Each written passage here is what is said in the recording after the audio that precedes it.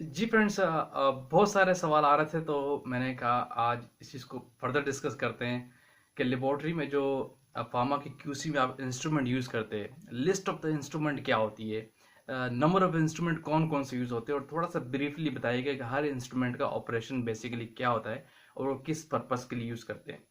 तो आज की इस वीडियो का मेरा फोकस ये, पहले भी मेरी बात हो चुकी है लेकिन मैं पार्ट टू सेंस में उसको मजीद डिस्कस कर रहा हूँ कि फार्मा की क्यूसी में कौन कौन से आप इंस्ट्रूमेंट यूज़ करते हैं स्पेशली, और उनमें क्या क्या टेस्ट आप परफॉर्म करते हैं। आज की वीडियो का हमारा फोकस यही है।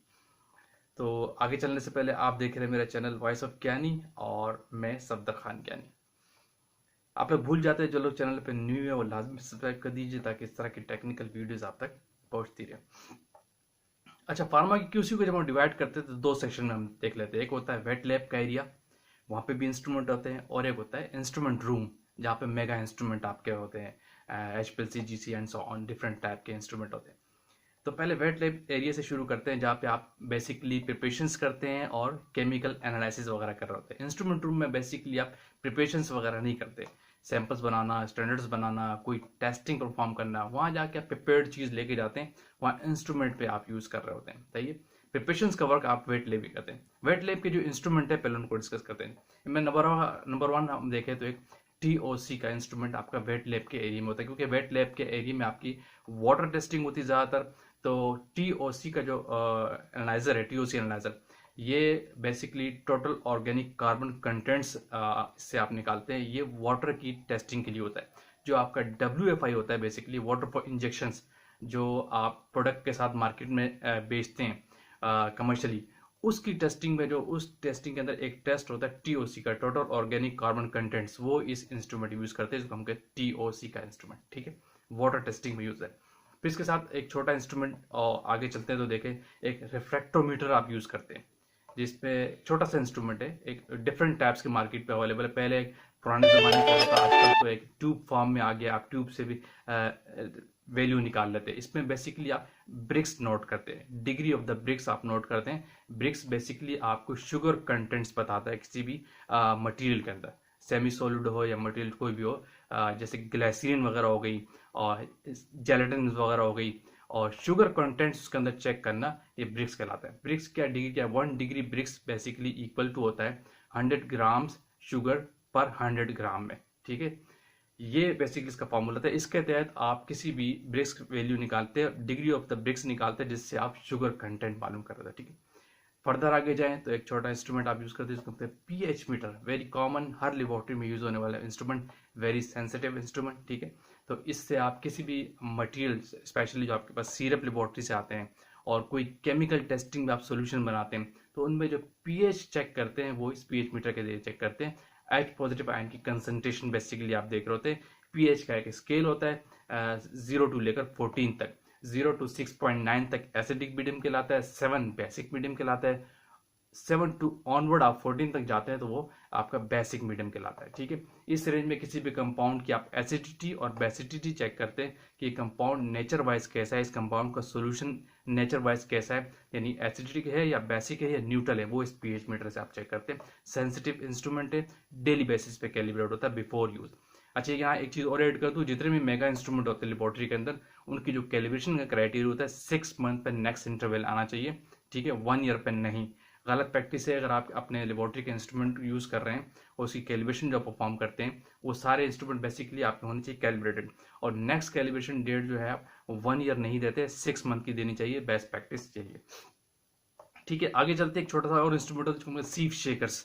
सीप शेकर क्या होता है, जो आप कंपाउंड जितने आपके पास रॉ मटेरियल के सेक्शन में आते हैं या कोई प्रोडक्शन से ग्रेन्यूल्स आते हैं, उनका पार्टिकल का साइज चेक करते हैं डिफरेंट सीव्स के जरिए, उनको पास करके शेकर लगा होता है। डिफरेंट नंबर की सीव्स आपके पास होती हैं, as per protocol, as per document आप चेक करते हैं कि इसका पार्टिकल साइज क्या है, इस किस नंबर ऑफ सीव से ये पास होता है। फिर उसको आप परसेंट में कन्वर्ट करते हैं। इसका एक फार्मूला होता है, पहले एक वेट ग्राम आप लेते हैं, उसके अंदर सीप के अंदर डालते हैं जितने ग्राम आपके डॉक्यूमेंट में लिखा हुआ है, फिर उसको पास करते हैं, जिसके बाद जो वर्ड आता है उसको वेट करते हैं, और कितने परसेंट आ रहा है वो डॉक्यूमेंट पे डिफाइंड होता है कि ये सीप इस नंबर ऑफ सीप से इतने परसेंट पास होनी चाहिए, वो उस फार्मूले से आप चेक करते हैं, सीप चेकर कराते हैं।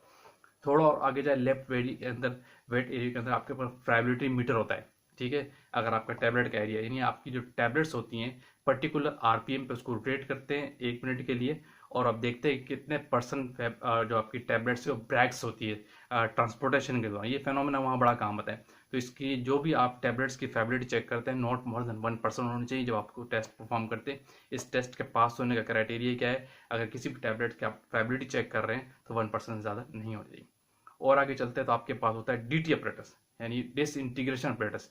इसमें आप जो आपकी basically capsule, hard gelatin capsule shells भी होते हैं, और जितनी टैबलेट्स और कैप्सूल उनकी आप डीटी चेक करते हैं इस इंस्ट्रूमेंट के अंदर। यानी किसी भी प्रोडक्ट का फ्रेगमेंट्स में टूट जाने के फेनोमेना को पर्टिकुलर कंडीशन प्रोवाइड करके चेक करना डिसइंटीग्रेशन कहलाता है। इसको हम डीटी अपरेटस कहते हैं। इस इंस्ट्रूमेंट पे ये टेस्ट आप परफॉर्म करते हैं। वेरी इंपॉर्टेंट टेस्ट है, बेसिक टेस्ट है लेकिन वेरी इंपॉर्टेंट है। इसी से रिलेटेड अक्सर इंटरव्यू आपसे पूछते हैं एक और इंस्ट्रूमेंट है dissolution apparatus.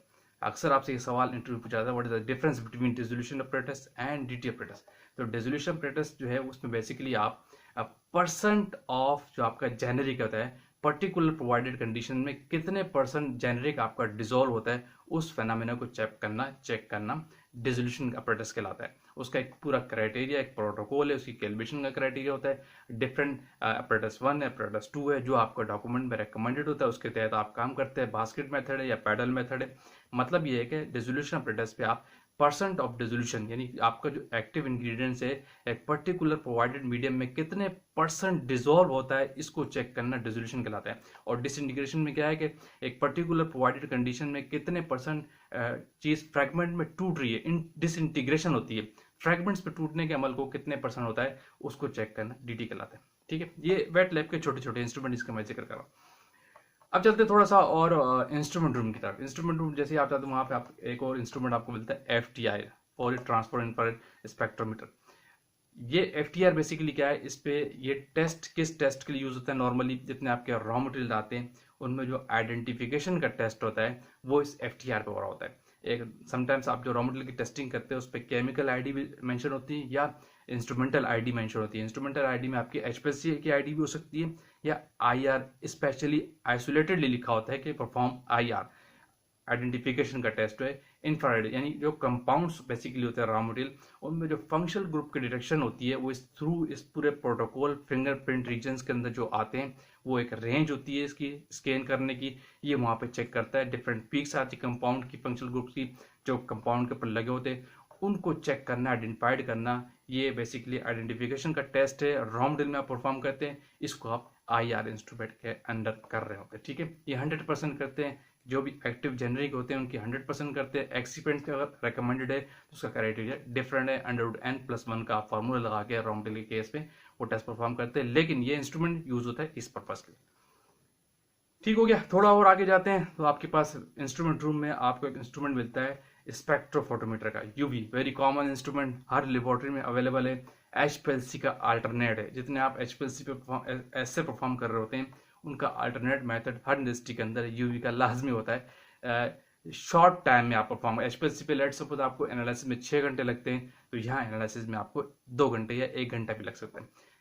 Bears Lambert's law को फॉलो करता है। Absorbers directly proportional to concentration, ये इसका प्रिंसिपल होता है UV स्पेक्ट्रोफोटोमीटर का। इस पे आप नॉर्मली जितने ऐसे परफॉर्म कर रहे होते हैं और आइडेंटिफिकेशन भी करते हैं। ठीक है, स्कैन भी कर रहे होते हैं, किसी भी कंपाउंड की स्कैनिंग भी करनी है तो वो भी इस UV पे करते हैं। समटाइम्स आपके पास रिंजिंग सॉल्वेंट्स आते हैं प्रोडक्शन से जो आप वेरिफिकेशन करके दे रहे होते हैं कि वेसल्स की क्लीनिंग का टेस्ट जो करते हैं वो भी इस पे स्कैन आप कर सकते हैं। ठीक है, और समटाइम्स रॉ मटेरियल में एक आइडेंटिफिकेशन का टेस्ट लिखा होता है कि स्कैन करे स्टैंडर्ड और सैंपल्स को, तो भी इस पे आप कर रहे होते हैं। ठीक है, और नॉर्मली जो आपके अल्टरनेट ऐसे के मेथड्स होते हैं कि किसी प्रोडक्ट के अंदर पर्सन प्योरिटी चेक करते हैं जैसे HPLC पे करते हैं, उनका अल्टरनेट मेथड UV पे आप कर रहे होते हैं। यहाँ पे एब्जॉर्बेंस आप नोट करते हैं, HPLC पे आप कंसंट्रेट एरिया ऑफ नोट कर रहे होते हैं। ठीक है, यहाँ एब्जॉर्बेंस की बेस पे बियर्स लैम्बर्ट्स को लॉ फॉलो कर रहा होता है। ऑन द बेसिस ऑफ आप UV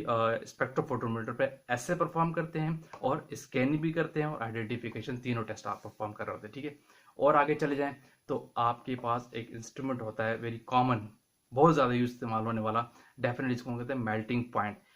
ये भी एक किस्म का ऐसा इंस्ट्रूमेंट है जो आइडेंटिफिकेशन भी होता है रॉ मटेरियल की। IRV आइडेंटिफिकेशन में यूज़ होती है, मेल्टिंग पॉइंट पे आइडेंटिफिकेशन में आप यूज़ करते हैं, UV के कुछ टेस्ट होते हैं वो भी आइडेंटिफिकेशन में आते हैं। लेकिन जो मेल्टिंग पॉइंट बेसिकली आपके जो रॉ मटेरियल्स होते हैं उनका एक पर्टिकुलर एक टेम्परेचर होता है प्रोवाइडेड मैन्युफैक्चर की तरफ से, तो वो उस पर्टिकुलर टेम्परेचर पे कंपाउंड मेल्ट होता है। तो वो मेल्टिंग फेनोमिना इस इंस्ट्रूमेंट के तहत चेक करते हैं कि आइए इस रेंज में आ रहा है या नहीं। अगर लेट सपोज 90 डिग्री टेम्परेचर दिया हुआ या 60 डिग्री टेम्परेचर दिया हुआ तो ये इस प्लस माइनस रेंज में, इस पे प्लस माइनस अगर जो रेंज दी हुई है उस पर मेल्ट हो रहा है कि नहीं। ये बड़ा इंपॉर्टेंट टेस्ट है और आइडेंटिफिकेशन का टेस्ट है।